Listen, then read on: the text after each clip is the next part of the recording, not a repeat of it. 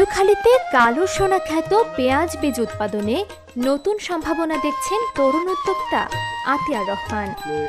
স্থানীয়ভাবে মানসম্মত বীজ উৎপাদনের মাধ্যমে কৃষকের উৎপাদন খরচ কমিয়ে চাষাবাদের নতুন সম্ভাবনার দ্বার উন্মোচনে এগিয়ে এসেছেন কালুখালীর তরুণ কৃষি উদ্যোক্তা আতিয়ার রহমান। আমি গত বছর পরীক্ষামূলকভাবে 16% বইতে উৎপন্ন করি। ওইখানে আমার ভালো একটা ফলন আসে, প্রায় 50 কেজি দানা আমি ওইখান থেকে পাওয়ার পরে এলাকায় আমি দানাগুলো আমার এলাকায় বিক্রি হয়ে যায়। স্থানীয় কৃষকদের স্বল্প মূল্যে উন্নত মানের বীজ সরবরাহের লক্ষ্য নিয়ে তার এই উদ্যোগ ইতোমধ্যে এলাকায় ব্যাপক আগ্রহ সৃষ্টি করেছে।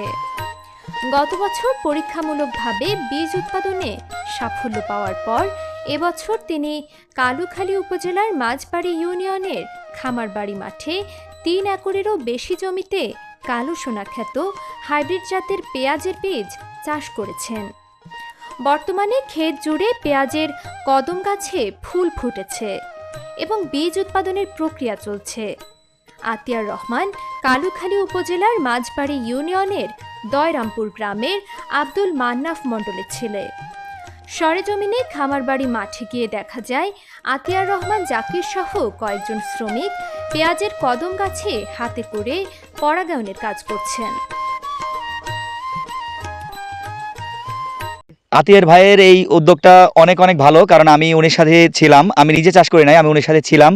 উনি যে এই দানাটা উৎপন্ন করতেছে বা উৎপাদন করতেছে, এটা আমাদের অনেক ভালো একটা সহায়ক হিসেবে কাজ করবে পেঁয়াজ উৎপন্নের ক্ষেত্রে। একর জমিতে এই কদম চাষ করছে আর কি, যাতে আমাদের এই এলাকার কৃষকের উপকার আসে আর কি। পাশাপাশি আমিও তো অনেক পেঁয়াজ চাষ করি, এই জন্য আর কি এই এর সাথে আমি জড়িত আর কি। হ্যাঁ, যদি সরকারি কোনো সহযোগিতা পাই তাহলে আমি এর পরিধি আরও বাড়াবো। গতবার এই জায়গায় দানা চাষ করার পরে আমি বাড়ি থেকে 1 কেজি 900 গ্রাম দানা নিয়েছিলাম।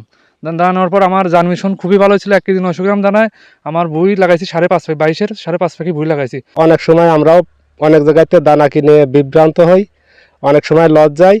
তো এই জায়গা দেখছি যেমন দানা চাষ করছে খুব সুন্দর, আবার মাঠে পেঁয়াজও জন্মাইছে খুব সুন্দর।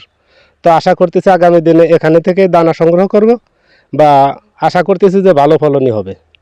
এ বিষয়ে কালুখালী উপজেলা কৃষি কর্মকর্তা পূর্ণিমা হালদার বলেন, এবং টেকনিক্যাল কিছু বিষয় আছে, যেমন যখন ফুলটা ফুটবে তখন হচ্ছে এটা পলিনেশন করানোর জন্য হাত পরাগায়ন করিয়ে দিতে হয়, সে বিষয়ে পরামর্শ দেওয়া, এবং কখন কোন কীটনাশক বা কোনো ধরনের বালাইনাশক যদি দেওয়া প্রয়োজন হয়, বা ওইটাকে সোজা হয়ে দাঁড়িয়ে থাকার জন্য ওটাকে কিন্তু বাঁশ দিয়ে বেঁধে দিতে হয়। এই বিষয়ে এরকম ধরনের টেকনিক্যাল যে বিষয়গুলো রয়েছে সে বিষয়ে আমরা সার্বক্ষণিকভাবে আমরা মাঠে যাচ্ছি, এবং আমাদের উপসহকারী কৃষি কর্মকর্তা এবং একই সাথে আমাদের ডিডি ছাড়াও কিন্তু উপজেলা ভিজিট করছে এবং বিভিন্ন জায়গায় গিয়ে তার পরামর্শ দিচ্ছে এই নতুন একটা প্রযুক্তি সম্পর্কে।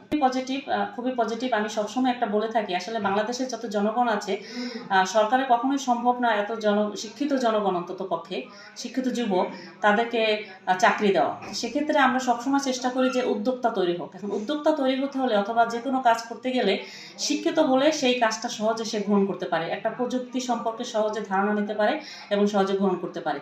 আমরাও চাই যে শিক্ষিত যারা আছে তারা কৃষিকাজ করুক, কৃষিতে উদ্যোক্তা তৈরি হোক, নিজে স্বাবলম্বী হোক এবং অন্যদেরকেও কর্মসংস্থানের সুযোগ করে দিক।